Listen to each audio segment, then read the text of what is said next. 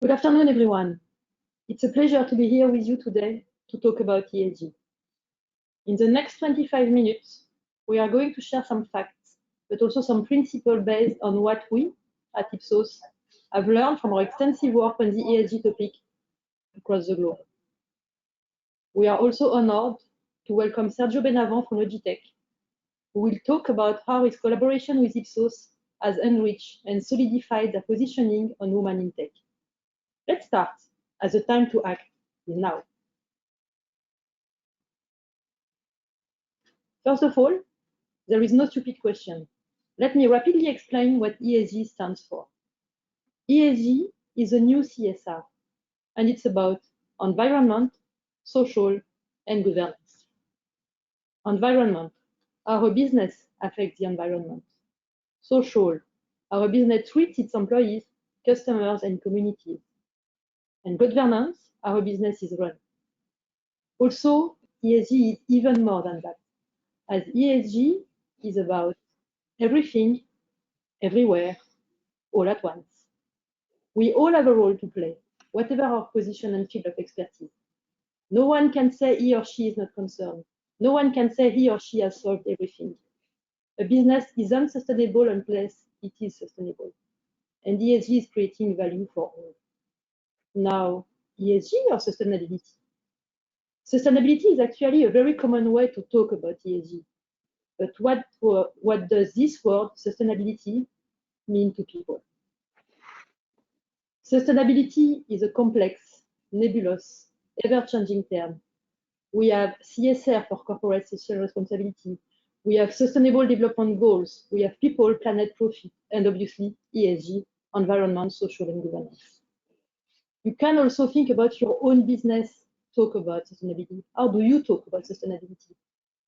We can also investigate what sustainability means to you, to the consumers, or to your stakeholders. Here on the slide, you see, or you can't see because maybe the words are a bit small, a topic model of online conversation related to #sustainability. Drawn from three months over the summer, it's a great basis to understand what's going on. Also, some topics are related to specific event issues, such as the day without plastic that we had last summer and that will come again this summer. But it reflects the variable nature of conversation and the importance of ongoing monitoring. From a long set of more than 100 topics, we curated down to 34 or so topics, all describing online conversation, which we have then clustered and visualized here in this slide. The particular value of this analysis is to surface bottom-up what association sustainability holds, the number one finding behind that, at least in consumer conversation, environmental issues are most present. It's about packaging and the impact of packaging in the environment or in the nature. It's about climate change. It's also about clean water, just to name a few examples. If we pay attention 30 seconds also to some headlines across the globe, it's the same. We observe a variety of things and some large challenges. Those headlines are highlighting climate change and also gender equality, but also racial justice for disabled people. It's only a short extract, here to show the diversity of the challenge, but also their magnitude. Again, everything, everywhere, all at once, from Neue Zürcher Zeitung in Switzerland to African news. Now you could ask yourself, but why Ipsos here today? It is as simple as that. At Ipsos, our world-leading experts produce primary data, research, and insight to fuel a healthy public debate and create value by providing a true understanding of society, markets, and people. We give you the confidence you need to take the right action for the benefits of people and the planet to drive long-term prosperity for all. Our mission at Ipsos is to make a difference with ESG and to support client tech action. It's about people, it's about the planet. But do people really care? You can already anticipate the answer. Yes, of course, they care. Across the globe, 80% agree that we are heading for environmental disaster unless we change our habits quickly. This number goes also with other pessimistic perspectives. 65% expect more extreme weather events this year versus last year. 57% think 2023, so this year will be the hottest year on record in their country, and so on and so on.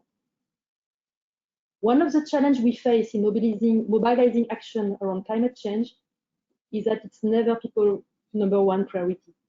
There is always something else. COVID-19 in the past years, the cost of living crisis right now, that individuals find more pressing than climate change. In this context, poverty and social inequality rank #2 behind inflation those days, again across the world coming from Ipsos data.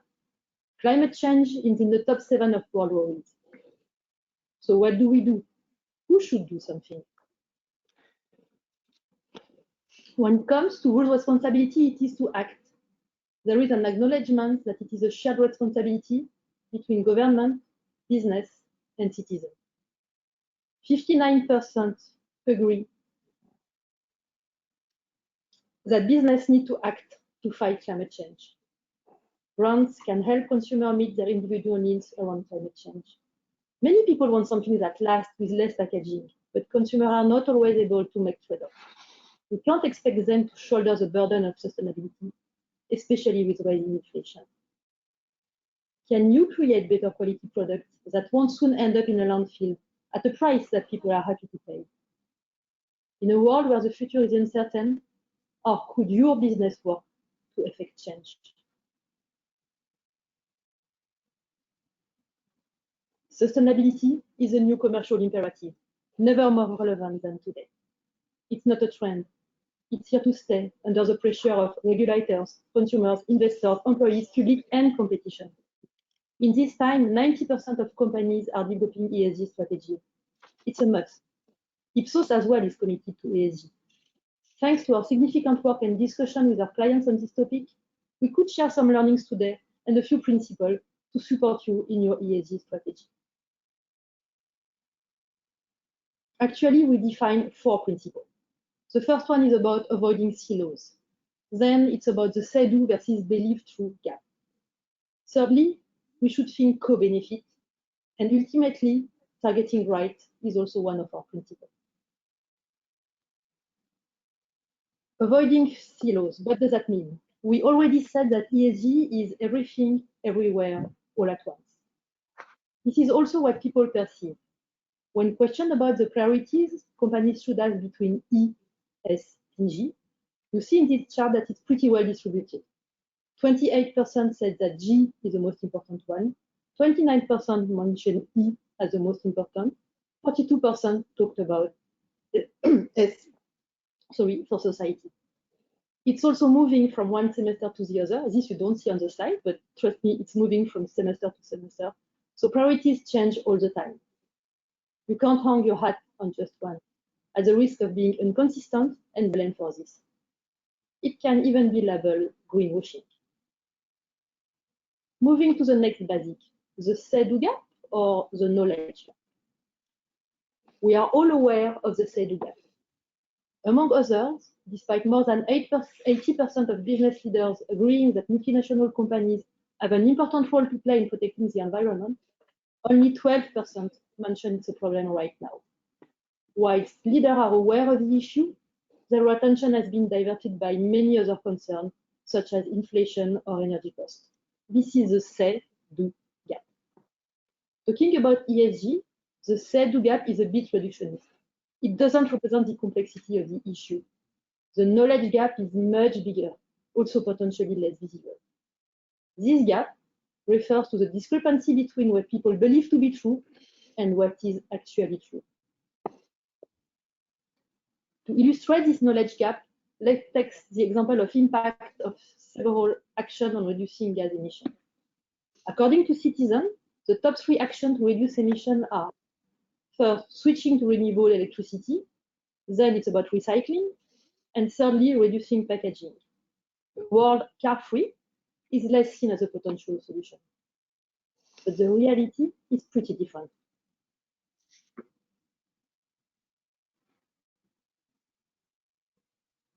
Look at the ranking on the right-hand side of this slide. What truly reduces emissions. Living car-free is coming first. Recycling is far away, less packaging is definitely not enough and not a huge impact. Sustainability is a very complex and an encompassing challenge.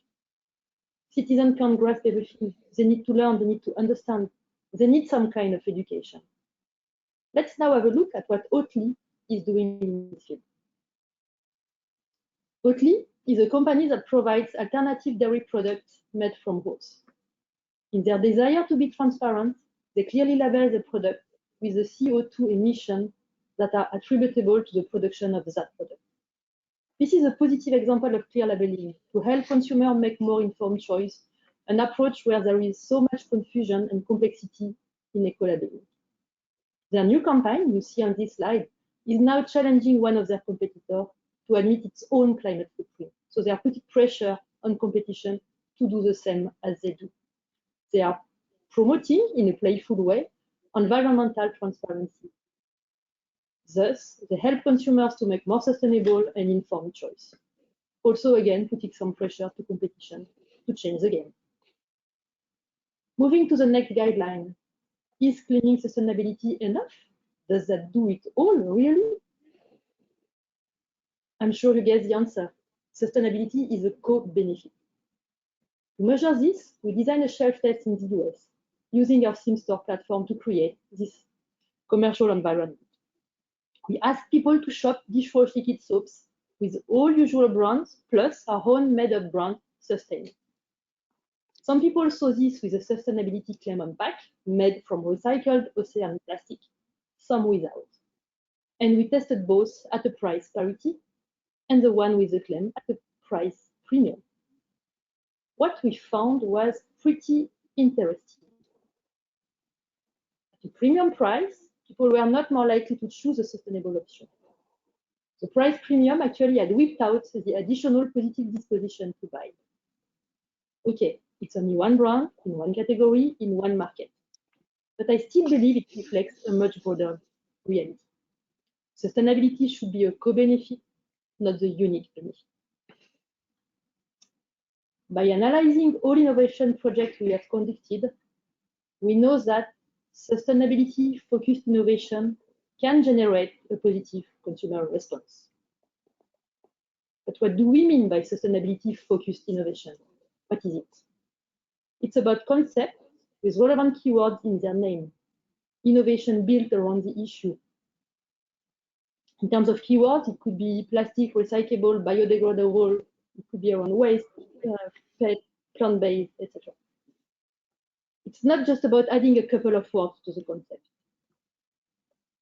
It shows that sustainability-focused CPG innovation is more appealing to consumers versus the average concept. It's been perceived to be more relevant, more different, and we know it makes a difference to be more relevant and more different in the market. Also slightly more believable with a higher trial index, so a higher appetite for your consumer. Said differently, the consumer is worried about the environment, wants the business to act, but they are looking for this to be delivered as a co-benefit and not the benefit with the right cost. Now, I have always been told that there is no research without a mapping. So it's coming, and it supports our fourth and last principle about targeting and messaging. It's a mapping to better understand perception, attitudes, and behaviors around ESG. It's our ESG segmentation demonstrating that consumers are not an homogeneous mass. There are different groups of society. They vary in the degree to which they prioritize tackling climate change in relation to other concerns and priorities. It is vital to understand these 5 groups in order to communicate better with them, all of them. Therefore, the implication for both business and government is that if we want to entice citizens and consumers to action, we need to focus on their underlying wants, needs, on what is really important to them. Let's have a look at one of the 5 groups we identified, the activists, so the one on the right up-hand side of your slide. 17% global population. They are highly concerned, highly engaged. They are skewed to be slightly younger, a bit more female. They believe that environment is at a critical stage and the world must act now. They will compromise lifestyle for environment. As consumers, they are a key audience for sustainable products and services. It is the least benefit for them. They are willing to pay more for it. Supporting local production, local products is also important. They will look for companies that direct effort towards sustainability in production.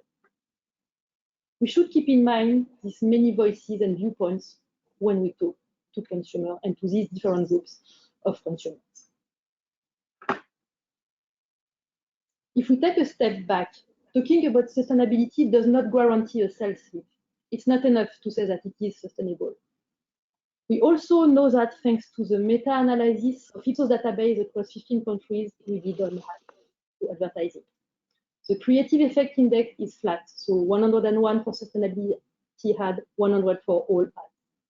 So there is no systematic effect of a sustainability flag, of a sustainable flag. Similarly, what we flag at sustainability ads are not more successful than others. Brand attention index is also pretty similar between the two sets of ads. Our creative excellence expert wrote a paper that is telling you much more about the combo advertising and sustainability. Are they friends or are they enemies? You will discover in this paper that obviously we will not go through today.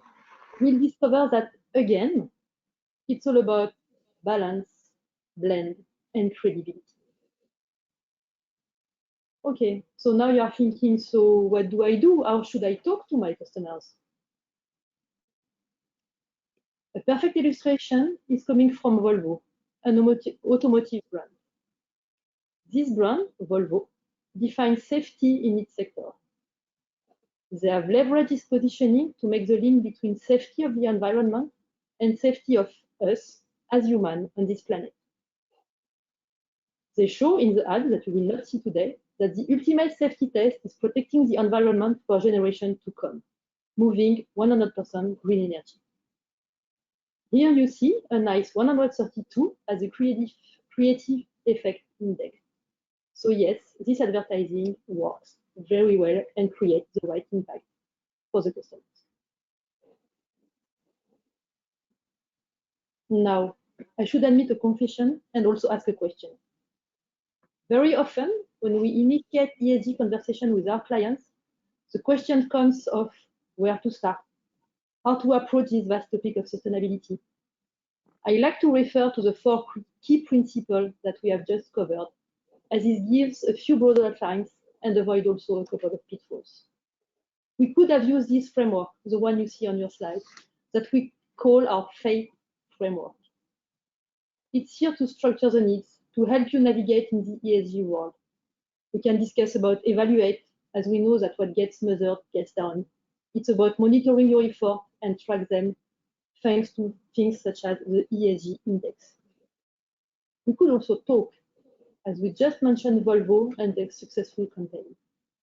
So now my question is, where are you on your ESG journey?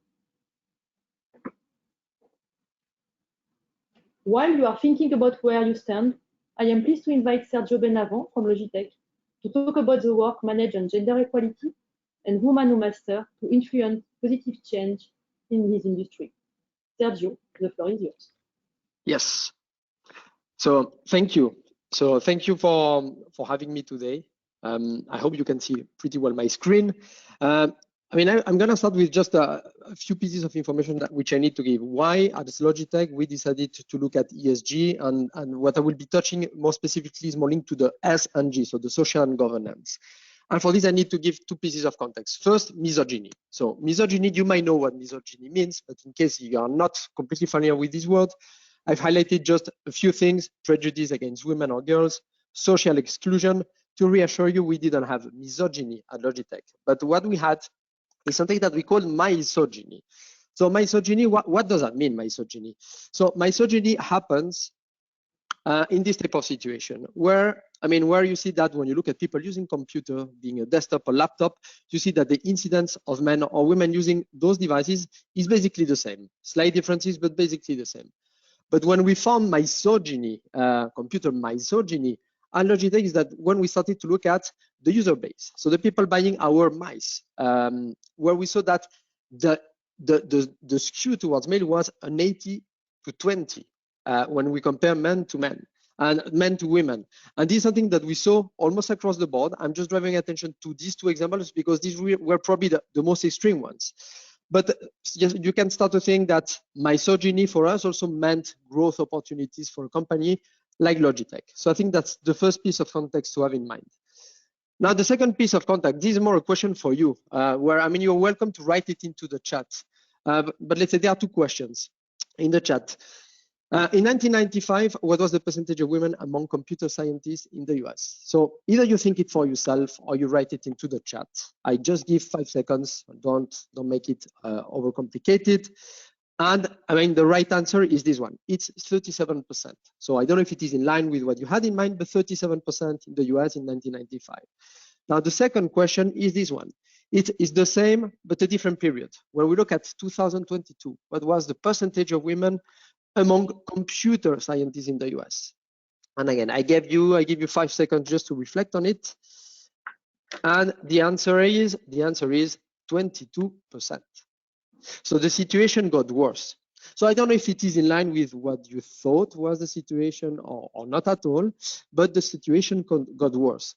So with these two pieces of context, which I gave you, the growth opportunity and what was happening in society, we really thought that, I mean, as Logitech, we had to do something about it.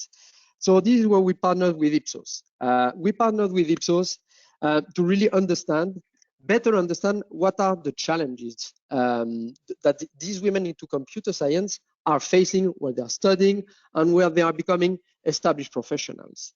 And also we wanted to understand, get some insights, some data that could inform us about what could be the solutions for those. So again, without going into the details of the methodology, but we did two things with the help of Ipsos. First, we did qualitative research, really in-depth interviews, where really the objective was to understand from these women what were the key influences, but also what were the key challenges that they faced while they were studying, and also as they became an established professional. And then we did a quantitative part, where the objective was really to somehow assess the magnitude of the challenges and be able to generate some data to help us to prioritize what could be the activities that could help us understand how could we help these women to pursue their passion. For this to happen, I'm going to show just a few highlights from the research. But for this, I'm going to show just a short video, 45 seconds. So it's not consumer footage.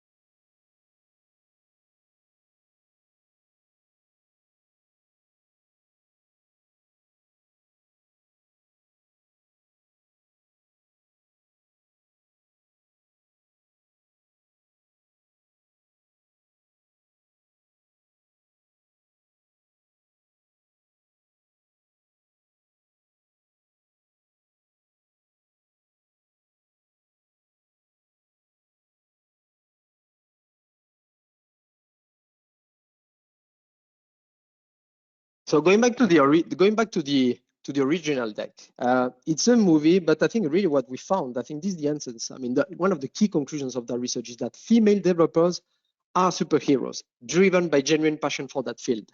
Why genuine passion? We found through this research that women, female developers, compared to men, they were more interested in going into computer science when they were studying. And when becoming established professionals, they are more likely to recommend a developer job to their peers. So I think that's for the genuine passion. But there are big obstacles on the way. 80%, that's a key figure. 80% of these women, they have experienced microaggressions, felt isolated on an occasional or regular basis during their studies, but also as they became professional. Now, this is the big challenges that these women have to face. Now, we identify also key influences that help these women to go through that journey. The first one is really the role of parents and teachers. And interestingly, on teachers, we saw that we through the data that the teachers really could have the role of being the heroes of these girls when they are young, but also become the villains. The second key inference that we identified is that as women go through the high school, this becomes the moment where they start to really experience the gender-related challenges. And this is the time also when they reach for women communities to get the support to persist in that career. And then finally, the third part is really about what happens in the workplace. So what we found through the data is that women are seeking, they just go beyond the job description. They want to understand if the workplace they are applying for is a women-friendly environment. And it's an environment also where they will have the chance to have an impact on the society to a greater extent that we see for men. And also what was insightful on the men is that really we saw the opportunity to turn the men colleagues from enemies to allies because they are not self-aware of the negative consequences of some of their behaviors. So these are the key insights. Now the insights into action. The insights into action, I'm going to talk about 3 examples, one for each. I mean, on the teachers and parents, but here on the teachers, we started really to be present, to be supporting activities in media, which is targeting teachers to make them realize, make them aware about the impact, the positive impact that they can have on the future of girls. So I think that's one example. If I think about the women communities, the type of activities that they've put in place, we have been promoting a series of activities, role model, let's say, showcasing some women role models that have been successful in the area of tech. We have been supporting also NGOs such as Girls Who Code, donating money to them and help them to organize activities to promote the tech-related jobs to women and mentorship programs. And on the third area, which is about when people become professionals, I mean, the first one, our general manager, a woman, Delphine Donnet, has increasingly been present into the media, into the press to really show how working in tech as a woman can have an impact on society. And on the opportunity that we saw of turning men from enemies to allies, it started, I mean, this research went up to the CEO that has been promoting externally the research that was done, but also has been talking internally about the role that men, colleagues should have within Logitech to change some of the behaviors. So to wrap it up, I mean, the key findings from this research is that female developers today are superheroes, driven by genuine passion for that field. But our hope through the activities that we are promoting from Logitech, we hope that we will be able to turn this to something which is softer and more appropriate, which is female developers should just be professionals which are driven by genuine passion for that field. And that's it. Thanks for your attention, and I hand it back to you, Marion. Thank you, Sergio.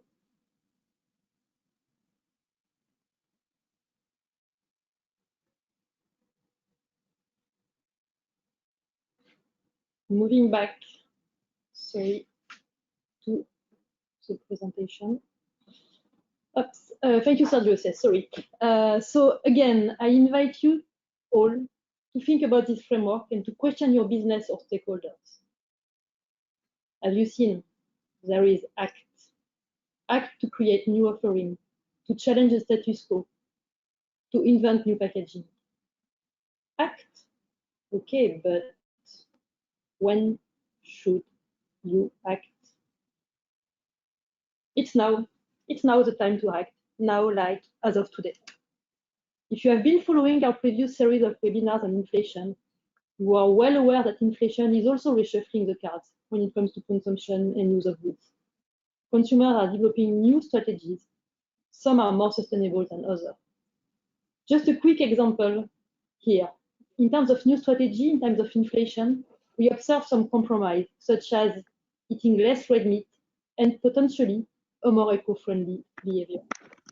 Only one example to illustrate that acting now is also a way to accompany your customers in turbulent times or polycrisis.